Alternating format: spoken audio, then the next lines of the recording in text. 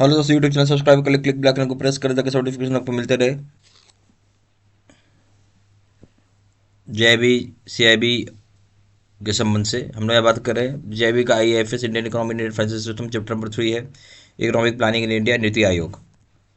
तो video course start करने से पहले यहाँ पे छोटा सा अनाउंसमेंट है। यहाँ मेरे पास जेआईबी का वीडियो कोर्स कंटेंट होता है, जो कि जिसमें आपको वीडियो लेक्चर कोर्सेज हो जाएगा, जो कवर करेगा एंटायर सिलेबस को। न्यूमेरिकल की वीडियो हो जाएंगे, अकाउंटिंग के केस स्टडी का वीडियो हो जाएगा, नोट्स हो जाएगा पीडीएफ में, 4,500 क्वेश्चन बैंक हो जाएगा पीडीएफ में, 30 मॉक टेस्ट हो जाएगा। प्राइस रखा गया 2,500 रुपये कॉम्बो पैक का, जिसकी वैलिडिटी 6 महीने रहेगी। 4,000 रुपये दाम हो जाएगा कॉम्बो पैक का, जिसकी वैलिडिटी लाइफ लॉन्ग होगी। अब आते हैं पहले पॉइंट पे। नेशनल प्लानिंग कमेटी सेटअप किया गया था 1938 में इंडियन नेशनल कांग्रेस के द्वारा। प्लानिंग प्लानिंग जो होता है एक तरह का स्किल है, ताकि आप रीच कर सके किसी भी तरह का शॉर्ट ऑफ ऑब्जेक्टिव्स का, ताकि यूटिलाइज कर सके रिसोर्सेज को जो आपके हाथ में होगा। प्लानिंग एक स्किल है, उसका मकसद ही है कि जो रिसोर्सेज आपके हाथ में उसको सही तरीके से यूटिलाइज करना। टाइप्स ऑफ प्लानिंग की बात करेंगे। सबसे पहला प्लानिंग आया आपका टेरिटोरियल स्टैंड पॉइंट का। ये प्लानिंग जो है रीजनल होता है या फिर नेशनल होता है। फिर आए पॉलिटिकल स्टैंड पॉइंट से, ये हो जाएगा फेडरल बेसिस होता है, चाहे स्टेट बेसिस होगा चाहे लोकल बेसिस होगा। तीसरा हो जाएगा पार्टिसिपेशन, सेंट्रलाइज्ड हो सकता है चाहे डिसेंट्रलाइज्ड प्लानिंग हो सकता है ये। चौथा हो जाएगा टेम्परल स्टैंड पॉइंट, ये हो जाएगा लॉन्ग टर्म बेसिस पे या फिर शॉर्ट टर्म बेसिस पे। फिर हो जाएगा सिमिलरली, आप बोल सकते हैं जो प्लानिंग होगा वो सेक्टरल बेसिस भी हो सकता है, साथ ही साथ जोग्राफिकल बेसिस भी हो सकता है। हम बात करेंगे अगर सेक्टोरियल प्लानिंग की, तो फोकस होता है इसका सिंगल सेक्टर ऑफ इकोनॉमी। किस पे फोकस करता है? सिंगल सेक्टर ऑफ इकोनॉमी पे फोकस करेगा ये। हम बात करेंगे स्पेटियल प्लानिंग की, इसका फोकस होता है डेवलपमेंट करने के ऊपर जियोग्राफिकल कंटेस्ट में। स्पेटियल प्लानिंग का क्या है? इसका फोकस है डेवलपमेंट करना जियोग्राफिकल कंटेस्ट के ऊपर, जिसका मकसद है कि ये इन्फ्लुएंस करेगा डिस्ट्रीब्यूशन ऑफ पीपल को और एक्टिविटीज़ को प्लेसेस पे। नेशनल प्लानिंग में पाइए, यहाँ सबसे पहले स्टार्ट किया गया था जोसेफ। नेशनल प्लानिंग किया किसने? उसने सबसे पहले स्टार्ट किया था जोसेफ स्टालिन ने। वो सबसे पहले पर्सन थे जिन्होंने इम्प्लीमेंट किया 5 ईयर प्लान सोवियत यूनियन पे। ठीक है, आपका 1928 से लेके 2033 के बीच में ये पहला आया। फिर आया बॉम्बे प्लान। इसमें बॉम्बे प्लान जो है, इसे बहुत सारे इंडस्ट्रियलिस्ट एक साथ आए 1944 में और ड्राफ्ट किया एक जॉइंट प्रपोजल, ताकि सेटअप कर सके प्लांट इकोनॉमी भारत में। इसको फेमसली हम बोलते हैं बॉम्बे प्लान भी। अब आइए रीजनल प्लानिंग के ऊपर। तो ये भारत का नहीं है, रीजनल प्लानिंग हो जाएगा पूरी दुनिया में। पूरा दुनिया में जो पहला कंट्री था वो अमेरिका था, यूएसए था, जो 1916 में रीजनल प्लानिंग किया। और रीजनल प्लानिंग अमेरिका में बहुत ही सक्सेस हुआ, ह्यूज सक्सेस हुआ, अचीव किया इसने। वेल डिफाइंड गोल जो भी थे सारा अचीव किया। प्लानिंग जो होता है ये इम्प्लीमेंट किया जाता है आपका रीजनल लेवल्स पर, और टारगेटेड होता है एक वाइड जोग्राफिकल एरिया को ये टारगेट करता है। तो प्लानिंग का इम्प्लीमेंट होता है रीजनल लेवल पर, टारगेट होता है वाइड जोग्राफिकल एरिया में। एक रीजन होता है जो कंजिस्ट करता है रूरल को और अर्बन कम्युनिटीज़ को, जहाँ गारंटी दी जाती है कि ऑप्टिमल स्पेस को यूटिलाइजेशन किया जाएगा ह्यूमन एक्टिविटी डिस्ट्रीब्यूशन को। Activities of economic planning in India. तो आपको क्या क्या ऑब्जेक्टिव्स क्या है इकोनॉमिक प्लानिंग का भारत में? तो भारत में जो प्राइमरी गोल है प्लानिंग का वो क्या है?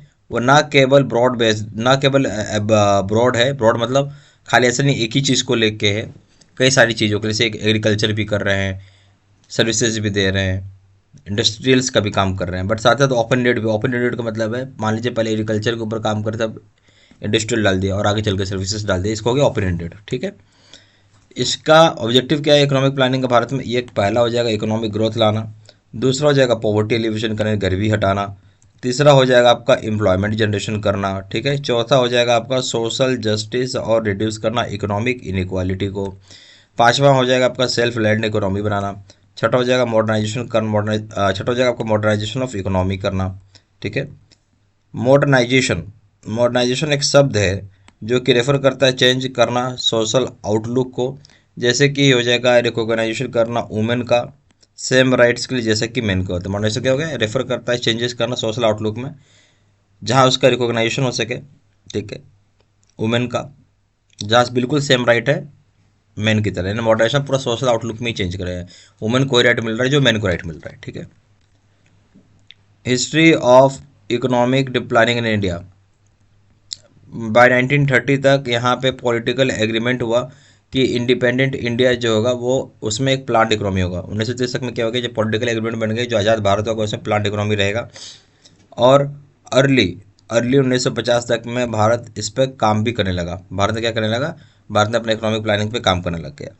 फिर है उसके बाद बोलता है डायरेक्टेड रहा 5 ईयर प्लान्स के माध्यम से, जहाँ पे मिड टर्म रिव्यू होता है।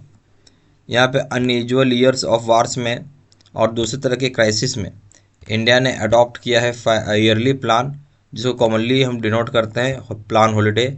इसका मतलब है कि डिपार्चर हो गया 5 ईयर प्लान का, यानी अनयूजुअल वार में क्या हो गया, यहाँ जो क्राइसिस था भारत ने अडॉप्ट किया था ईयरली प्लान, जिसको कॉमनली हम बोलते हैं प्लान हॉलीडेज। और वहाँ पे 5 ईयर प्लान की छुट्टी हो गई, उसमें 5 ईयर प्लान नहीं चलता। जब लड़ाई हो गया तो उसमें सिर्फ ईयरली प्लान चलता था, या आप बोल सकते हैं उसको प्लान हॉलीडेज। ठीक है। 2015 में अब देखिए 2015 में क्या हुआ कि इस्टेब्लिश हुआ है नीति, जिसको बोलते हैं national institution for transforming India आयोग। जहाँ नेचर होता है इकोनॉमी का वो शिफ्ट हो गया मार्केट डोमिनेटेड सिस्टम पे, और स्टेट राइट्स जो है उसको ज़रूरी किया गया कि उसको प्रायोरिटाइज किया जाए। जहाँ ज़रूरी होगा वहाँ इस्टेब्लिशमेंट किया गया आपका नया स्ट्रक्चर डायनेमिक पर्पसेस के लिए। यानी नीति आयोग आया कब, 2015 को। इसका फुल फॉर्म क्या है नीति का, national institution for transforming India. ये नेचर ऑफ इकोनॉमी को ही शिफ्ट किया, जो कि बेसिकली मार्केट डोमिनेटेड सिस्टम रहेगा। ठीक है। और स्टेट राइट्स का प्रायोरिटाइज किया गया जहाँ जरूरी होगा। ठीक है। और यहाँ पे इस्टेब्लिशमेंट भी किया गया, नए तरह का स्ट्रक्चर डायनेमिक पर्पसेस के लिए बनाया भी गया। फिर हो जाएगा आपका सेंट्रलाइज्ड प्लानिंग प्रोसीजर। ये ऑफर करता है एक ब्रॉड फ्रेमवर्क इकोनॉमी का, डेवलपमेंट का और इन्वेस्टमेंट रिक्वायरमेंट का। तो सेंट्रलाइज प्लानिंग प्रोसीजर का ऑफर करता है ब्रॉड फ्रेमवर्क इकोनॉमिक्स, डेवलपमेंट और इन्वेस्टमेंट रिक्वायरमेंट का।